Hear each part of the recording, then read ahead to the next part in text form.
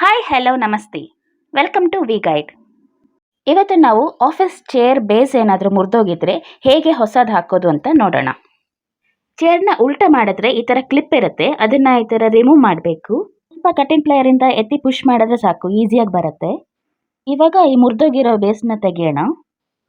ಏನೆಲ್ಲ ಪಾರ್ಟ್ಸ್ ತೆಗೆದಿರ್ತೀರೋ ಅದನ್ನು ಹಾಗೆ ಹುಷಾರಾಗಿ ಇಟ್ಕೊಳ್ಳಿ, ಹಾಕುವಾಗ ಅದೇ ರೀತಿಲಿ ಹಾಕಬೇಕಾಗತ್ತೆ. ಈಗ ಒಂದು ಹ್ಯಾಮರಲ್ಲಿ ಸ್ವಲ್ಪ ಮೆಲ್ಲ ಹೊಡೆದ್ರೆ ಇದು ಬಂದ್ಬಿಡುತ್ತೆ ಬೇಸು. ಇವಾಗ ಇದನ್ನು ಸ್ಟೇನ್ಲೆಸ್ ಸ್ಟೀಲ್ ಬೇಸಿಗೆ ನಾವು ಫಿಕ್ಸ್ ಮಾಡ್ಕೊಳ್ಳೋಣ.